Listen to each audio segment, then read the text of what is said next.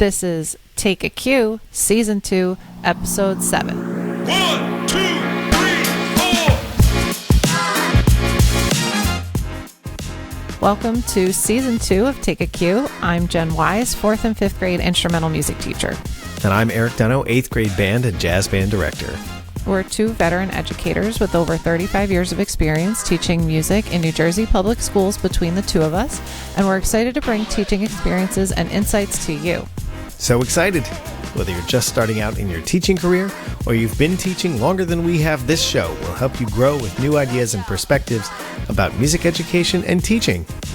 We hope you'll be just as inspired as we are every time you listen. Before we begin, if you enjoy our podcast, please help us out by doing a few super easy things. First, subscribe on your favorite podcast app. Then make sure you rate the podcast and leave a review. It helps people find our show who haven't yet, and we really appreciate it. If you find that you get a lot out of our episodes, we'd be grateful if you considered becoming a monthly supporter to help us grow the podcast. You can sign up to make a secure monthly payment using the link in our show notes or on our Spotify for Podcasters site. Also, if you have questions or comments about anything you hear on the episode, come and interact with us on social media. We're Take a Cue Podcast on Facebook and Instagram. Jen, I love this episode. You know, we've had a few on the lighter side as of late, and this one was not. This one was not. We really dug into some important social issues affecting a lot of people in our profession. I'm so glad we got to talk tonight. Yes, we have on.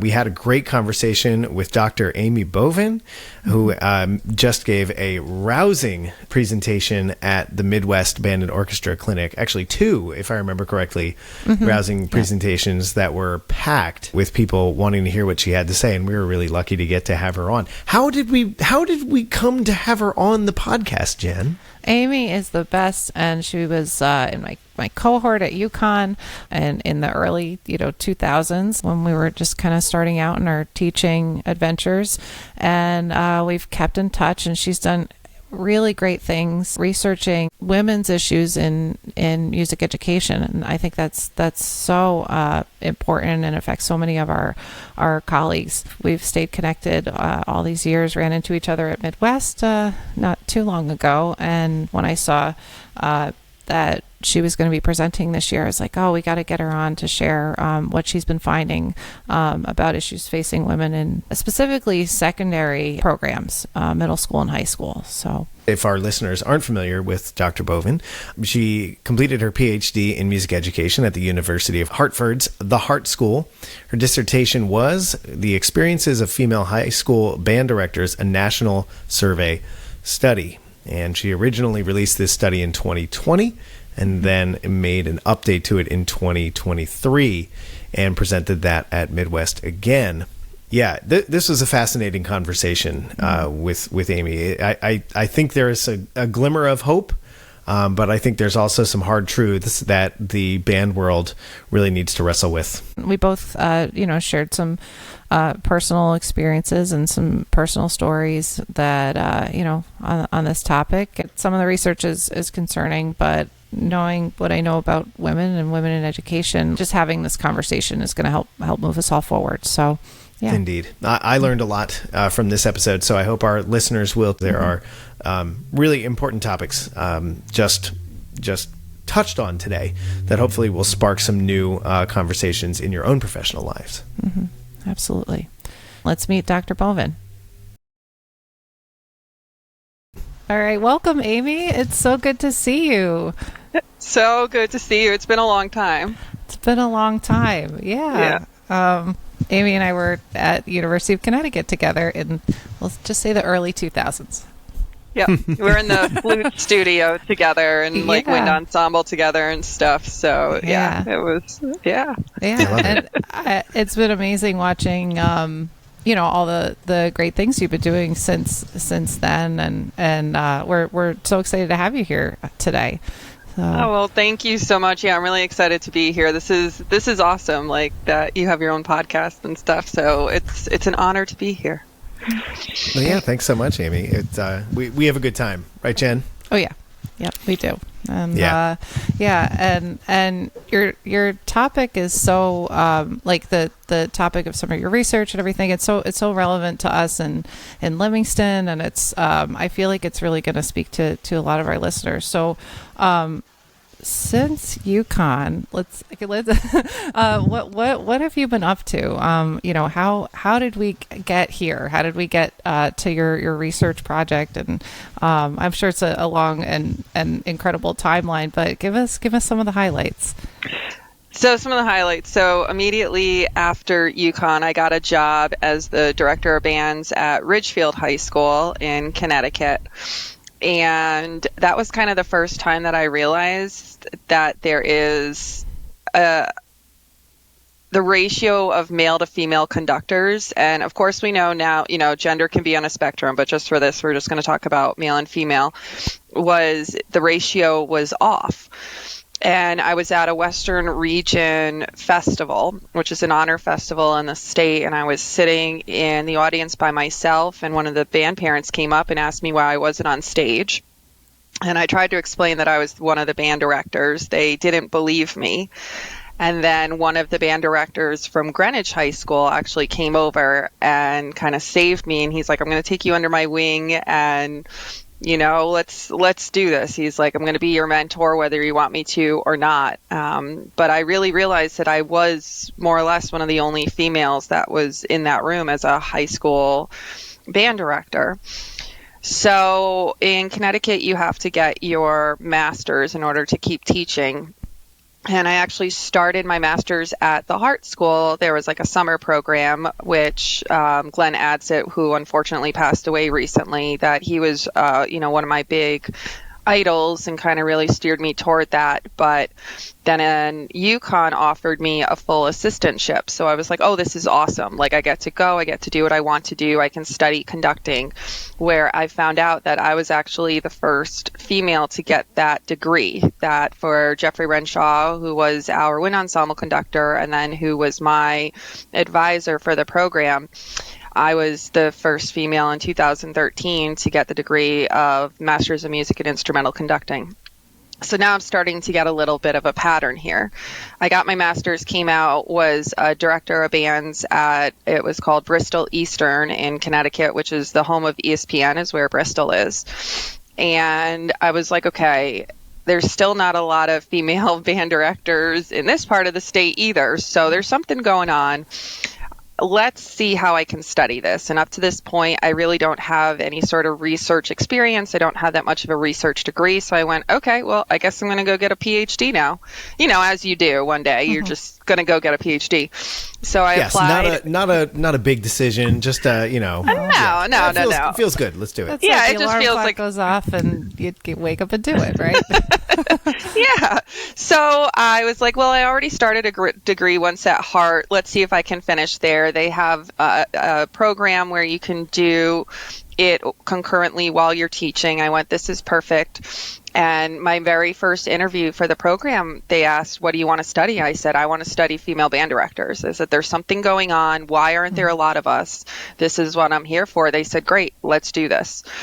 So my first study that I really did it was in the state of Connecticut, and I looked at 8 female high school band directors, one in every county, since there's 8 counties in Connecticut, compared their experiences. I did qualitative research, so more interview-based research, and I started to notice some patterns between the experiences that the female band directors were having in Connecticut to that of the research that's already been done.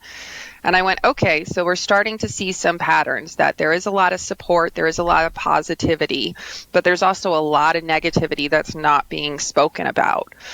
And why? And why are women leaving the profession? Because I looked at the stats at that time, and it was 2015, and the numbers were actually declining of the amount of women at the high school level. And I went, okay, let's learn about this a little bit more. So I kept going through my degree, and then I got to the point of my dissertation, and I went, well, I want to expand upon my research I've already done.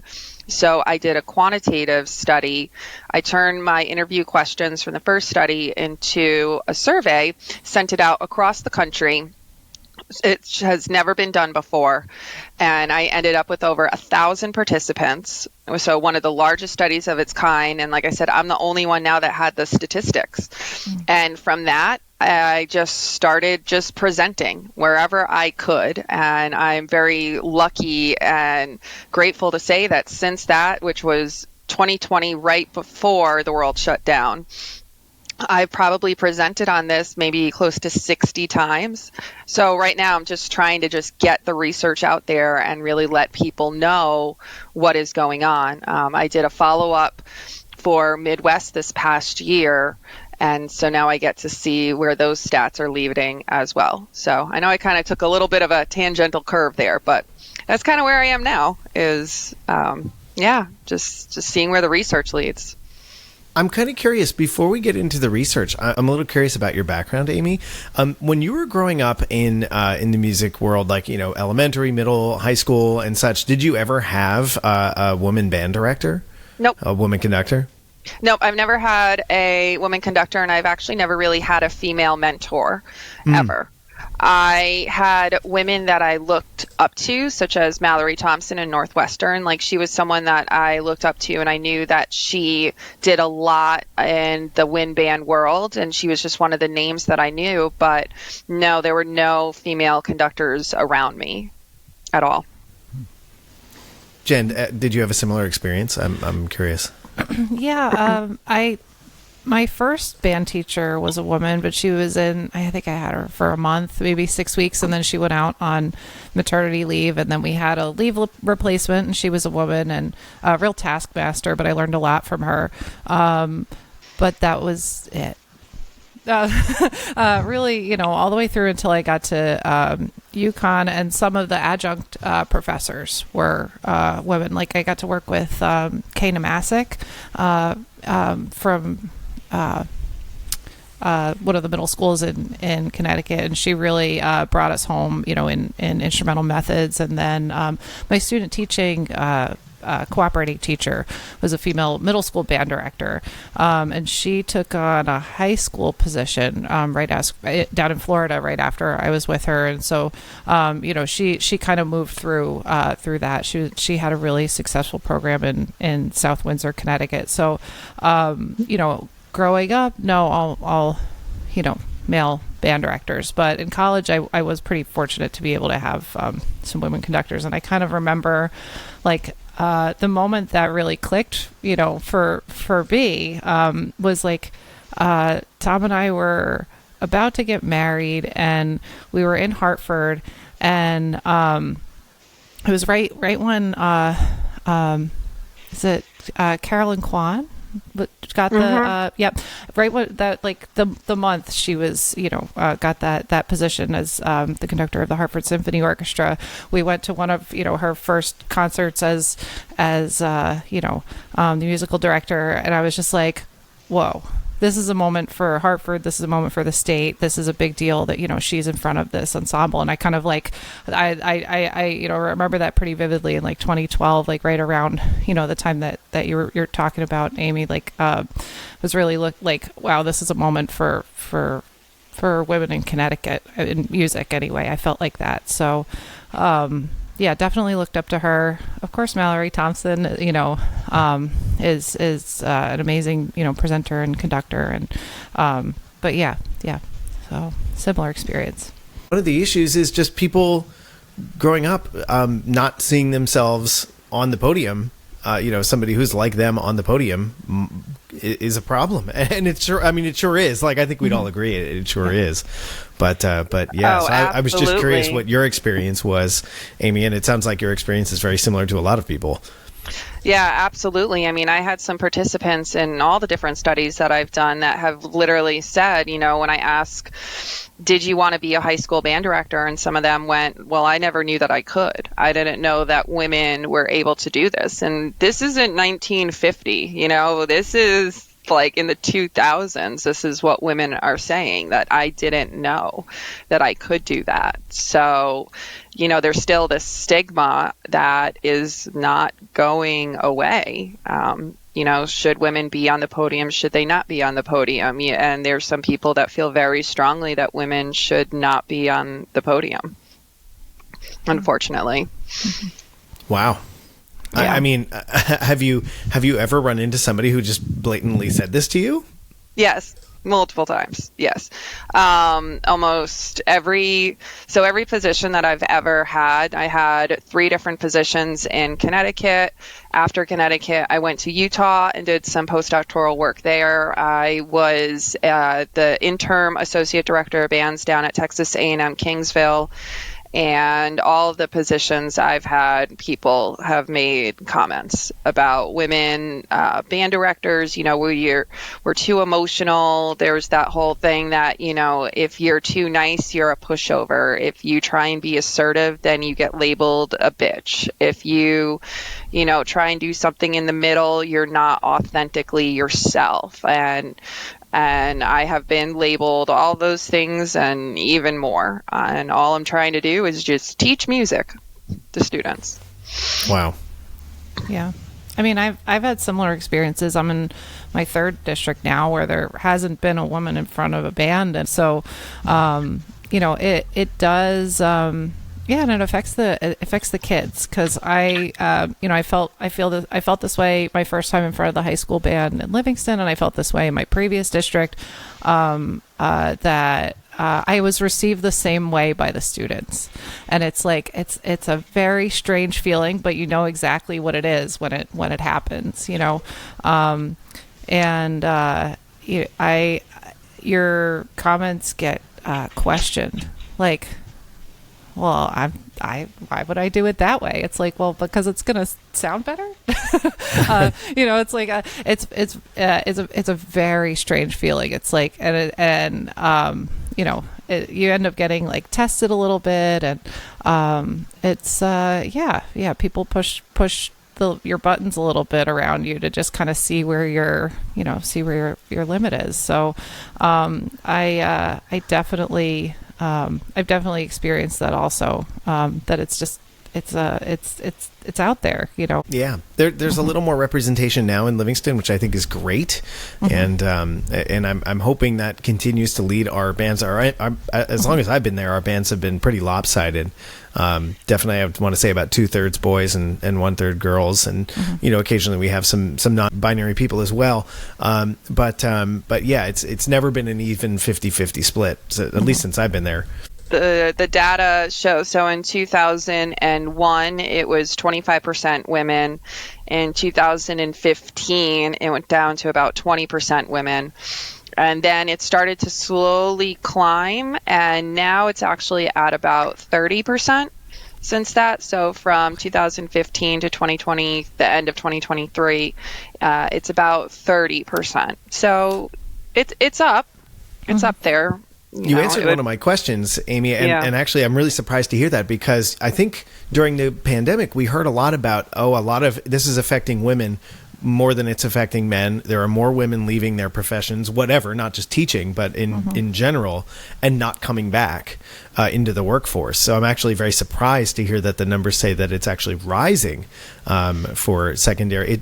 You're just focusing on secondary and post-secondary, correct? Right. So what a lot of it is so typically when women take over a position, it's not a well-established program. It's either a brand new program, or they need to create a program, or it's a program that has maybe had a revolving doors of directors, or something happened in the program. And so what was happening during COVID is that a lot of our colleagues who have been in the profession for a while started to take early retirement, or decided not to come back to the classroom. And so that is going to be men, are going to, because they're, primarily the ones who are the older generation. But you have all these brand new directors that are starting to come out, and yes, the tables are starting to not necessarily turn, but there are more women who are coming out of music ed programs who are pre-service educators. They need a job to go to. So that's why the number is rising, is because the men were leaving the profession. So now women can come in and start to take those spots. So it's a lot of, the age is starting to shift too, that it's a lot of younger directors that are taking over these programs. And it's actually kind of comparable to what happened when women first started to take over in bands during World War II. That's the first time that women really got on the podium, because all the men were off to war and someone had to start leading these bands. But then men came back from war and all the women lost their jobs. And so I think that this is kind of I mean, you can't really compare a war to a pandemic, but the situation is similar, that the men are retiring and they're starting to leave. So now it's leaving positions open for women to start to take over. So I know this question's been asked for like multiple generations now, but I think it still bears discussing, and that is the idea of family dynamics of the particular generation that's coming of age now and becoming band directors now. Is it more acceptable to have a different work-life balance than perhaps it's been in the past? What do you all think? So from what the research is starting to really show is that, so as we know, going back to really the first question, there's not a lot of female band directors. So there's not a lot to really look up to. So women, when you start having those conversations, you don't have a model to go after and you don't have that example. So a lot of women, because I asked women this in all of my studies, how has your job been affected, being a mom, being pregnant, if you want to have kids, if you don't want to have kids. And women are saying that it is absolutely possible to be a high school band director and be a mother at the same time and be pregnant at the same time, because they did it and this is how they did it, X, Y, and Z, and having support systems like Jen, like, your family and having that. But the women who have yet to have kids that want to are saying, well, it's not possible. I'm going to have to leave my job. And it's because women aren't talking to women, but it's just because there's not enough of that model to show, oh, wait a minute, she did it. How did she do it? Let me go talk to her about it. So that's where there's this disjunct in the conversation. And yes, it is becoming more common for women not to have children, maybe not get married, to just kind of focus on our careers, to do what we want and live the life that we want, regardless of what family or societal expectations have on us. But we don't have a lot of models. So as these models are starting to increase, that's when it's starting to become more okay. Like, yes, I can be a high school band director and be a mother and be pregnant, and I can see other people who have done it. How can we make that happen? It's just, honestly, it's just getting the conversation started, and it's just having women connecting to other women. That one of the big summaries in my research is that women need to start working together. That a lot of the negative experiences are not just coming from men, they're coming from other women. And a lot of the conversations are not happening that should, because we're just not connecting with each other. Like, we need to support ourselves, honestly, first. And if we start supporting ourselves as women, then we can become stronger and we can start passing some of these messages along than having these mentorship programs. And I do know that there are organizations out there that are starting mentorship programs, like WBDI, Women Band Directors International, that they're starting a mentorship program. And there are, I can't think of the name right now, but there's 2 others that are doing the same. So once these programs really start to get off, if women will volunteer. The other thing is that a lot of women who have been in the profession, and this can come down to, a self-confidence thing or just how we're viewed in the profession, don't consider themselves mentors. And go, oh, yes, I've been in this for 30 years, but I don't know if I could mentor someone. And it's just, yes, but you have 30 years experience that can help someone who has 3 months experience. Like, even if you don't see yourself as a mentor, you're more of a mentor than you really think you are. And I think that we just have to be a little bit selfish in that regard and say, I've done these things, I can do these things, and can I help somebody else?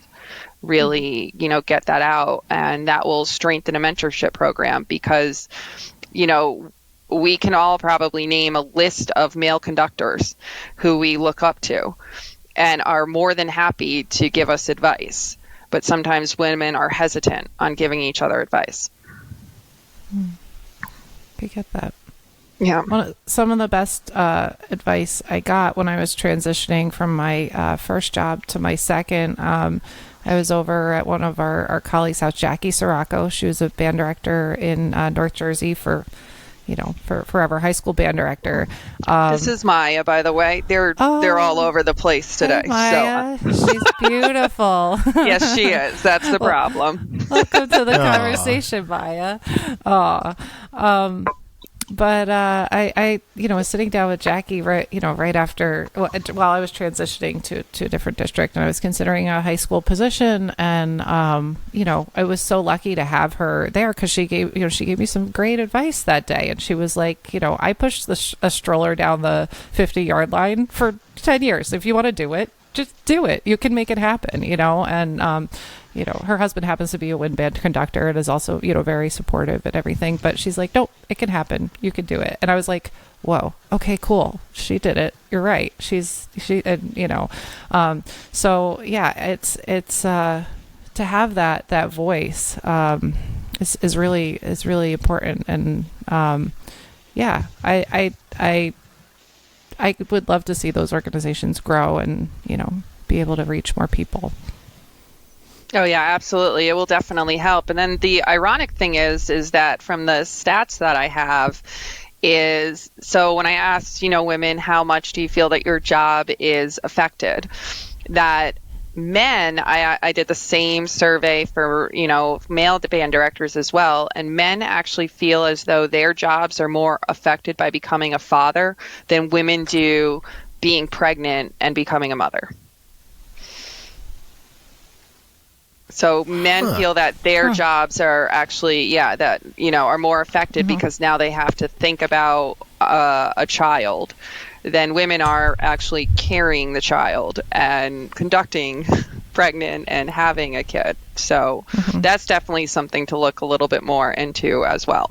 I was pregnant in the spring of 2020, and I was slated to conduct New Jersey Wind Symphony that spring, and I didn't think anything of it, that I would be, 6 months pregnant.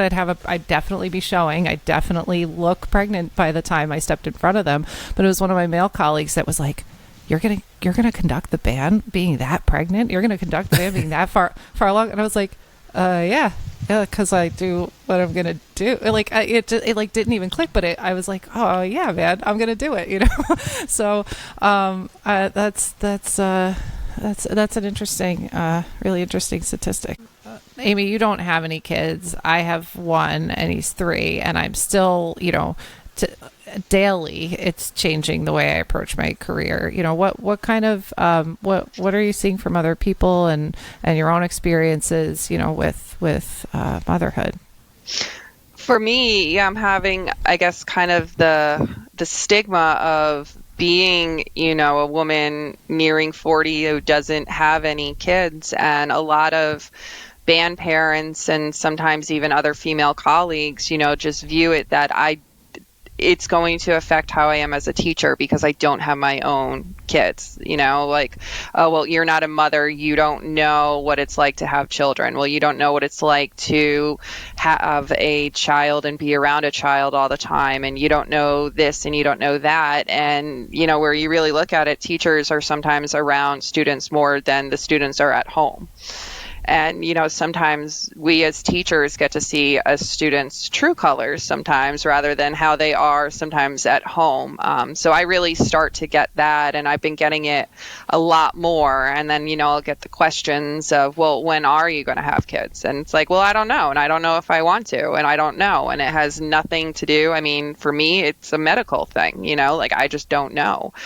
And, but I don't think that should affect how I am as a teacher and how I am as a conductor or anything. So that conversation, and I do have some participants who have had similar experiences, especially with female administration.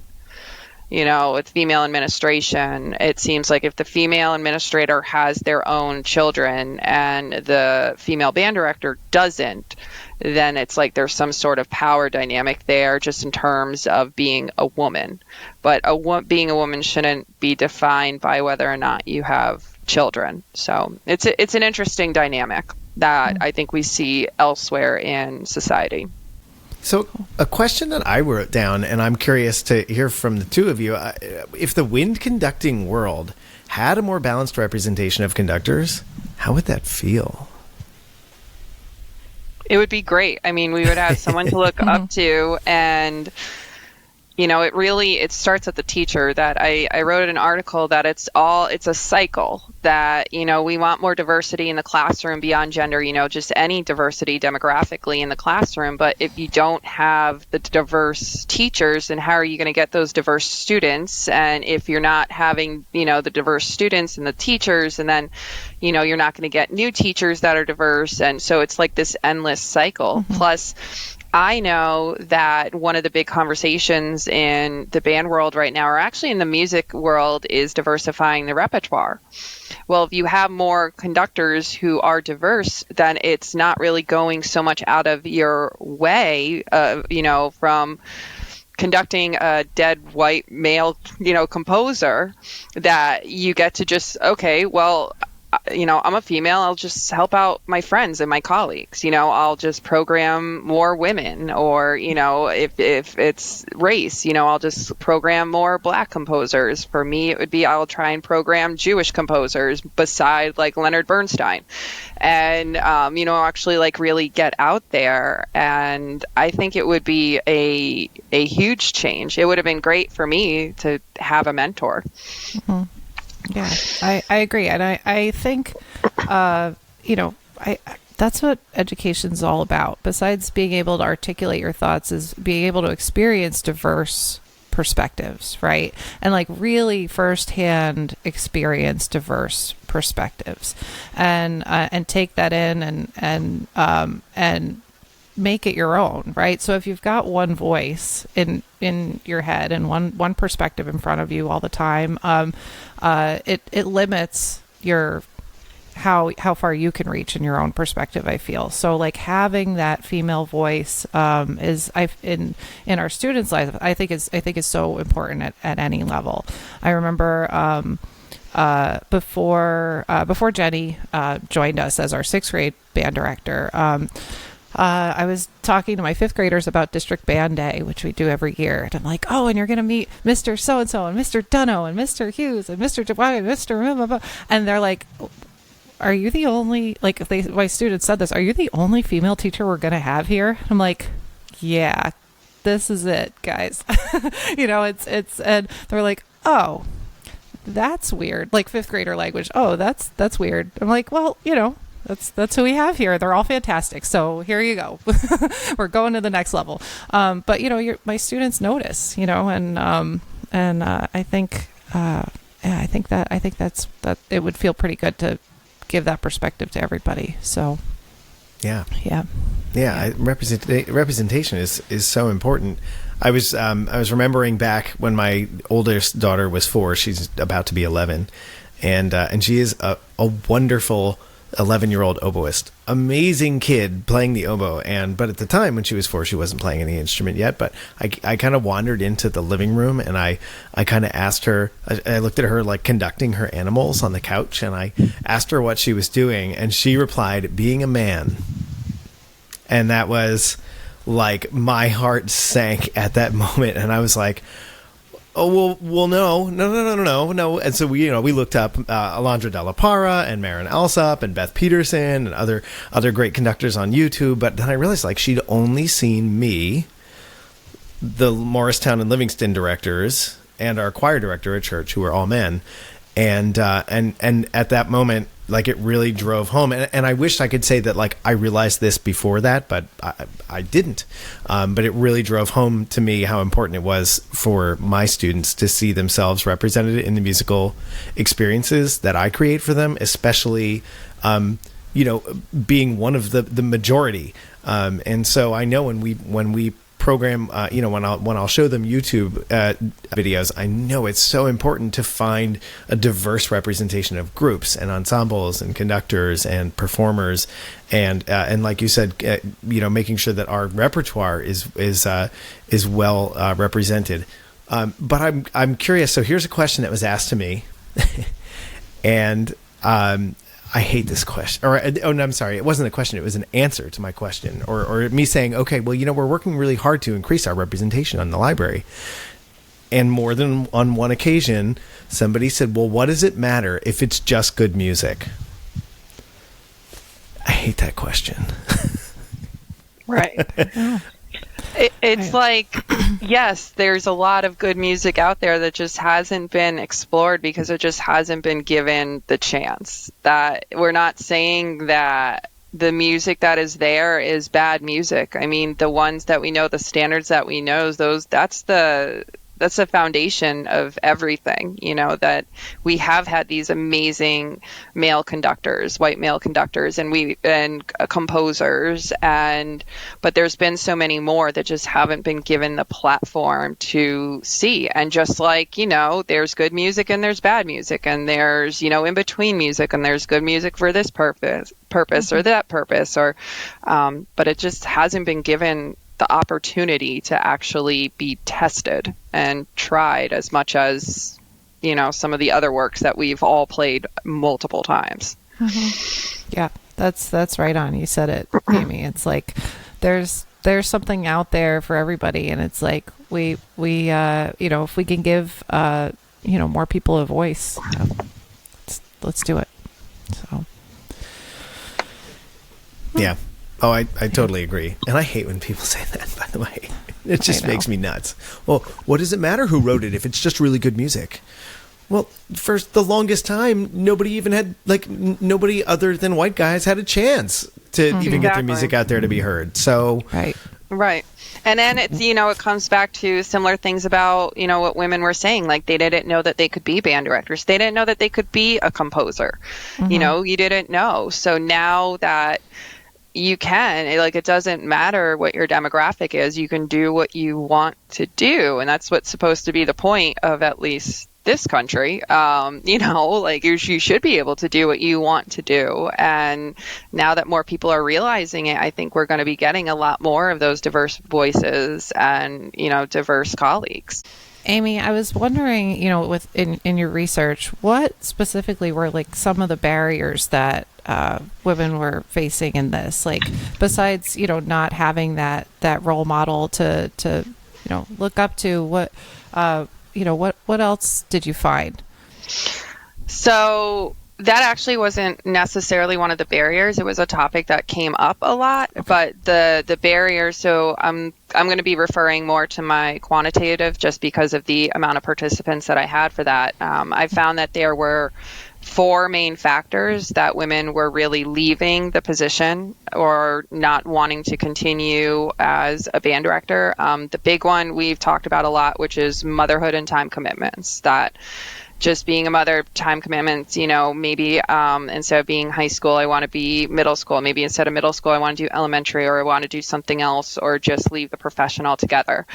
The second one is extreme experiences and interactions with others, that I had a list of 27 different personnel, everything from custodians to secretaries to administrators to athletic directors, and just experiences with them, a lot of verbal interactions, or having those barriers with budget cuts, or issues with band parents, or discipline issues with students, and maybe administration not following up. And then the last 2 was sexism and ageism. Were 2 very, very strong ones. And for ageism, it didn't matter. Normally, ageism is referring to older ages, but this was actually, the way that I did it was any age, that no matter where you are in the age spectrum, you felt that you were that women feel that they're being discriminated against based on their age, that younger ones do not feel that they're being listened to or respected, and kind of need to feel like they have to go through the ringer and almost like some sort of hazing in order to be able to be part of the profession, where the ones who've been in the profession for a while feel as though the younger generations aren't listening to them and aren't respecting them and want to change. And, and there's some truth on either side of it. But the fact is that all women, no matter your age, are starting to feel like age is an issue. So those are really the big ones. When you look at the negative experiences a little bit more, and I actually just pulled up my stats, so for my 2020 study, we had over 3 out of 4 women said that they experienced sexism. 68% was ageism. About 64% felt that they felt discriminated based on their sexual identity if they identified on the LGBTQ plus spectrum. About 1 out of 2 said that they experienced some sort of mental or emotional harassment. Same number, 1 out of 2, verbal harassment. And then about 1 out of 5 experienced sexual harassment as a female band director. So all of that together is really why women either don't want to become band directors anymore, don't want to stay, and are trying to leave the profession. I mean, on your list, I'm like, oh yeah, felt that before. Oh yeah, I've had had that happen to me, and I'm like, I'm listening to your list, like, oh yeah, okay, but yeah, that's a lot. It's a lot. That's a lot to take in. And then when I did my follow-up study, I thought that the numbers would be getting better, and they're not. Okay. Everything has gotten worse. That the 1 in 3 that experience sexism is now past 80%. It's at 81%. The 68% for ageism is now about 1 in 3. The discrimination of sexual identity for LGBTQ plus is now at almost 95%. Mental harassment is now about 60%. Same with verbal harassment. And the heartbreaking one is sexual harassment or sexual abuse is now at 25%, up from 20%. So there's 2 ways of looking at those statistics, either that it is actually increasing and that things are not getting better, that they're going the opposite direction, or more women are simply feeling the courage to speak out more about what is happening. Because I know that even looking back at my original survey and taking a step back and looking at it as, not the person that created it, but someone that could be a participant in it, I would probably feel uncomfortable being honest about some of the answers, just afraid that it would come back at me at some point. So I think that some of that is starting to be torn down, and that women are starting to be ready to really speak out. And, it's been the Me Too movement was, what was that, 2017 was Me Too, 18, 19. And, it's been 7 years since that. But I feel like that now women are really starting to feel like they can talk. So regardless of what it is, the statistics are going up, not down. Mm-hmm. Oh.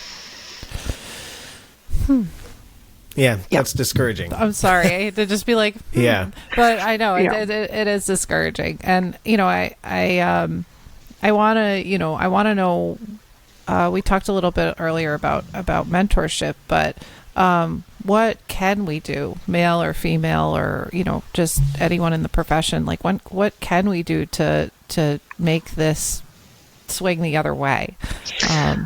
Really, honestly, just take any reports seriously. If somebody comes to you and says, I feel uncomfortable about this, I don't like this, it doesn't matter how you personally feel. If they feel that something happened to them, then you need to take it seriously. Because a lot of the things that happen is, someone will come and be like, oh, I don't like the way he looked at me. I don't like the way that he touched me. I don't like the thing that she said to me. And they went, well, it's really not that big of a deal. Why don't you just get over it?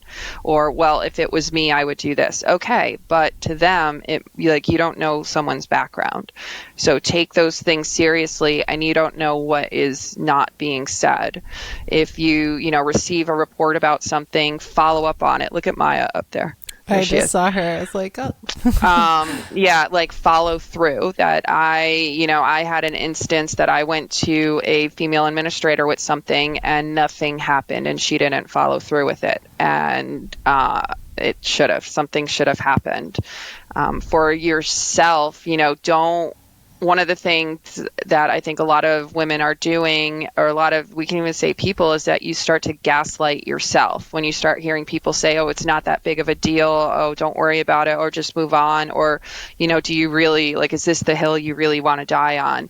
Don't gaslight yourself. If you feel strongly about it, go and do something, because to someone it might just be an innocent touch, but that touch could lead to something more if it doesn't stop. And I think that that's really where the change is starting to halt, or that barrier of that changes.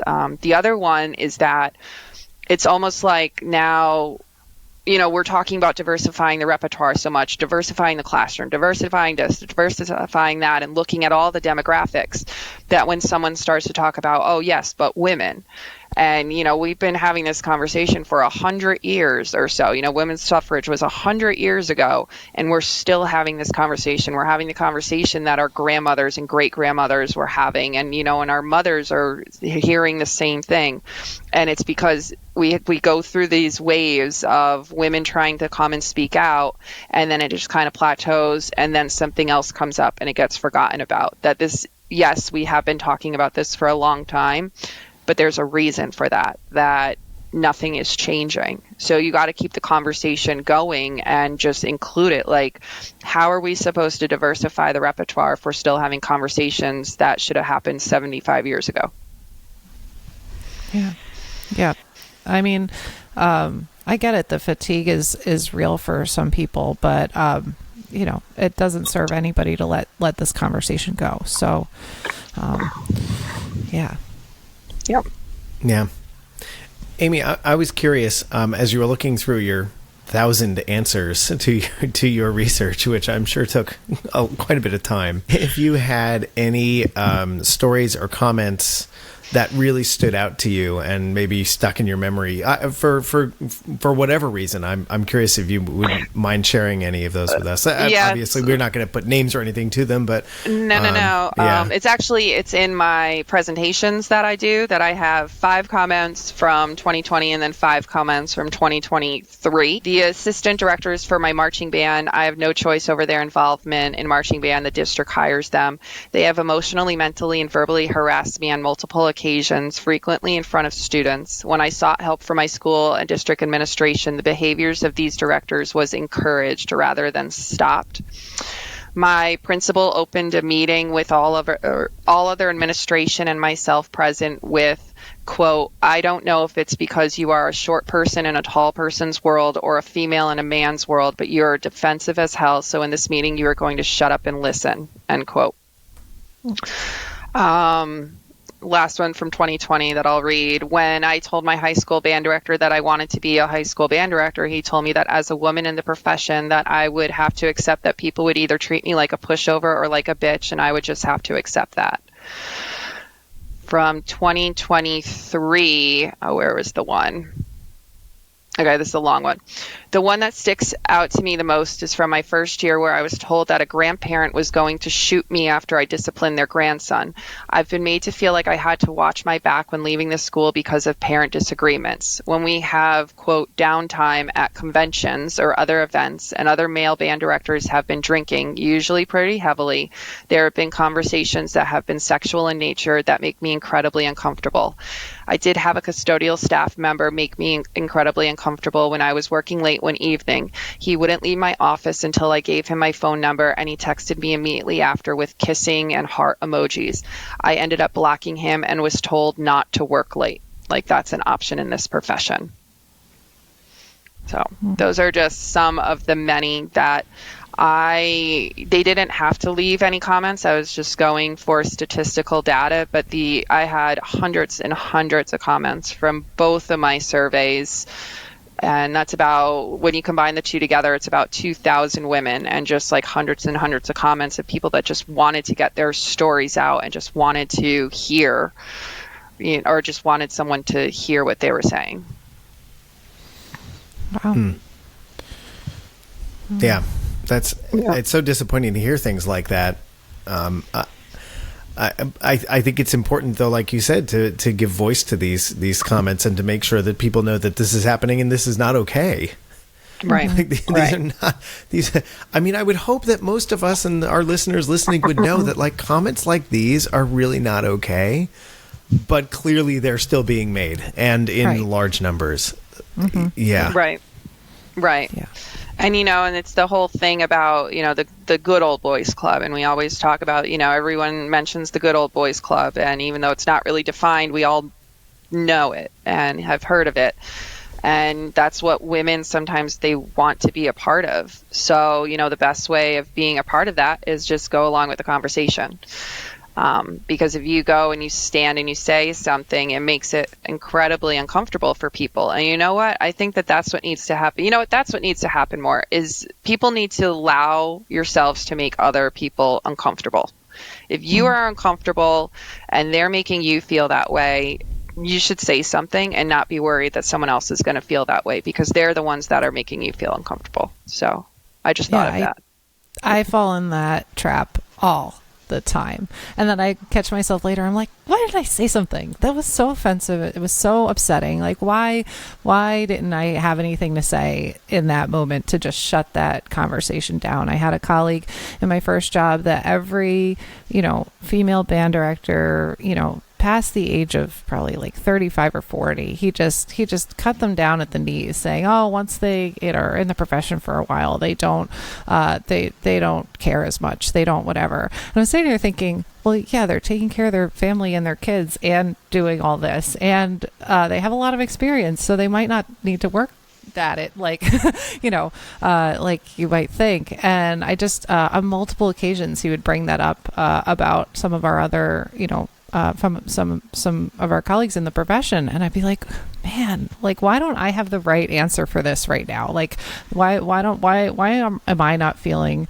like I can stand up for this, and it was like, oh, well, maybe I don't have, this experience. Like, maybe I don't know what's going on in their classroom. Maybe, and I used to, like you said earlier, you start to gaslight yourself. You start to question yourself. You start to, question the thing that you like, that's a crummy way to look at your colleagues. Like, you shouldn't say stuff like that about other people's, how they approach teaching. So, I fall in that trap all the time. Yeah. Mm-hmm. Yeah. Yeah. And I think, I probably do as well, Jen. I can certainly think of times where people were joking around and possibly saying things that were not 100% appropriate. And although I kind of knew that they were not appropriate, like you said, I didn't really jump in to stop it because I wanted to keep that collegiality, didn't want to alienate a connection, something like that. So yeah, I don't think it's just up to women to stand up and say that's not cool. No, and that's a big thing is that, men can absolutely help out a lot more. I think that, and that's why I'm so happy that men come to my sessions and have been reading my research and are, looking to find out and want to learn how to be allies. I think that is absolutely incredible. And now, feed off of that and just look around and be aware and stand up and say something like, hey guys, that's not cool. Say something and just we got to not be so afraid of losing, a friendship because someone made a comment. Because honestly, if that's going to ruin a relationship, was that really a good relationship to begin with? If someone's saying something, offensive and you call them out on it and then they're like, oh, I don't want to talk to you anymore. Like, really? So, yeah. No, that's a really good point. I think it's everybody's job to do that. Were there any sort of rays of sunlight, positivity in your research as well? Things that you see going in the right direction, or positive comments, stories that were sent to you? The big one, I guess. God, I hope by asking this question, the answer is yes. I hope there's something in there. Not really, no. But people are feeling more secure in their positions if there's going to be some sort of budget cut. And so that actually speaks to music advocacy, which is fantastic, that, women, or just, this is just women as my statistics, but they're starting to feel as though now post-COVID, with everybody leaving, and now everyone knows that if you don't want to do your job anymore, you just don't do, you'll go get somewhere else, that quitting is not as taboo as it used to be. So I think that people are feeling more secure, and that administrations are starting to support the arts more in some places, not in all places, but in some places than they are. And really the big theme that kind of connects everything of, because the question is, well, if women are experiencing all of that, why are they staying? And it's because of a love of band and music, that there's just a lot of people out there that just love this art and love this profession and love all the different facets that you can go into being in music, whether you want to do more with the marching arts, maybe you want to do more of like a show band type thing, or just a pep band, or do a concert band, or, do jazz, that teachers are really just trying to come back to, well, why are we doing this? And we loving music, caring for the students. It seems like women have a closer relationship sometimes with students than men do, and it might be that motherly aspect. But those are really, I guess, the positive things, is just feeling a little bit more secure in positions and loving the profession, despite everything that's happening. Yeah.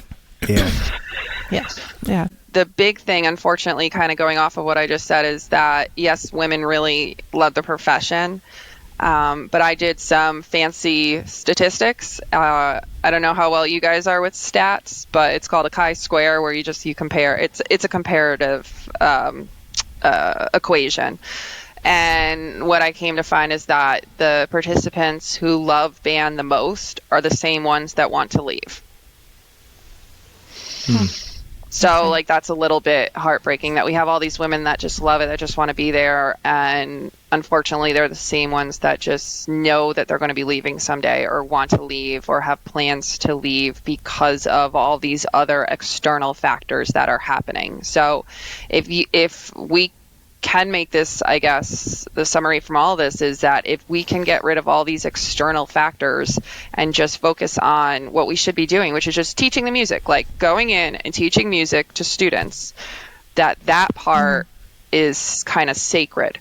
It's everything else which is influencing what is happening. It's not something internal. It's all external. Yeah. Yeah. So, Amy, what's next for your research? So right now I'm working with a doctoral student on a study that we took my survey and we changed it just for queer music educators to see what their experiences are. It's from the statistics that I was getting, and we want to look into that a little bit more. And she reached out to me for help because she wants to use the same survey, and so I'm helping her with that. And then I'm going to just start really digging into these statistics a little bit more, expand it to male band directors a little bit more, and try and get more participants, and just really compare, maybe even going beyond the band world and what is happening in choir. I have a feeling that the opposite is happening in elementary music education, with males in elementary music education. Like, what does that look like to them? So that's one route that I was thinking about going, but while still keeping this and really turning my study into like a longitudinal study where I just keep checking in to see, are things getting better, are things getting worse, and why? So, I have years of research from this one project, which is fantastic. And the ultimate goal is to start putting some of this stuff into a book, that it's just becoming too large to really get published in a 20-page thing. This giant thing back here, all those big books, that's my dissertation. Okay. that giant leather-bound book, like the two red ones and the black ones, that's my dissertation. So it's too much to really start turning this into a 20-page article. So for me, looking at publishing a book. Cool. That's great. Awesome. You're going to have to bolt that bookshelf to the wall. So I mean, I got a cat holding it down right now with some Barbies. Yeah. So I see her up there. Oh my gosh. She was on the fridge like yesterday. She just, I don't know. This is like a new thing right now. Oh, no, she's part of the conversation. She's in it. Yeah. I'd be really interested to see, in the next 10 years how things, change on this topic. Yeah. Yeah, I've also had some people reach out in other professions outside of music to see if I could do a similar study in that profession and see what it's like in like the corporate sector. Because if you look at it, a band director is a form of a leader, and it is a form of leadership. So what does this look like in other forms of leadership? So that could be interesting as well. Yeah. So you're going to be busy is the bottom line here. Yeah, I'm going to be a little bit busy. Yes. Mm-hmm. Yeah. Nice. Oh, well, I really look forward to seeing, where this goes, what you do next. And I want to dive more deep into the research that you've already done, because it's really piqued my interest.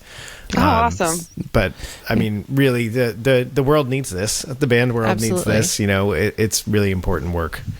Oh, well, thank you. Yeah, if you want to look at it more, I have a Google Scholar page, which is so cool because it just kind of like Google creates it for you, I think. So all my studies are up to date that are on there. And then my website, I believe, has some links as well. Okay. And for our listeners, we'll definitely link those in the show notes. Awesome. Thank you. I appreciate that. Yeah, definitely. Oh, Amy, thank you so much for coming on, and we're so happy to have you. Thank you. I'm glad that, like I said, I'm glad that we found the time and that this works. This is perfect. Yeah. So thank you so much. Awesome. Yeah. Thanks, Amy. Thank you. Thank you. Okay. Well, thank you again to Dr. Bovin for that important conversation. And please be sure to check out the show notes where you can find her website, get in touch with her, and get to know more about what she's doing in the future. Yes. If you really liked what you heard today, we'd love it if you'd subscribe to our podcast, leave us a rating and a review, so that we can get some more people in on the conversation. Absolutely. And if you don't already, follow us on Facebook and Instagram, and now on YouTube as well. You can see our beautiful faces and get all of the experience of being here in the Take a Cue studios. And all of Amy's, cat she had some serious cat cameos going on in the background. So yes, you definitely have to check in on YouTube on this one. So we'd love to get your thoughts on the episode too. What are your experiences as a band director in any particular category? What have you experienced? Has this been your experience or not? We'd really like to hear what your thoughts are on it, and you can do that on Facebook, Instagram, or YouTube. Yeah. Absolutely. Comment on any of our social media.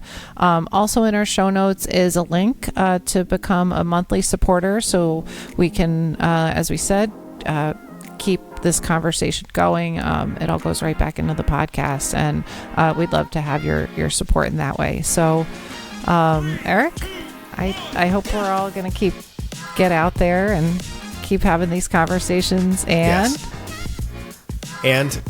get out there and make some great music. Whoa, sorry, I'll do it again. See, if you were watching on YouTube, you would have seen the mistake here. Get out there and make some great music. There we go. Cheers, Erik. That's how it works, right? That's how Cheers, it works. Jen.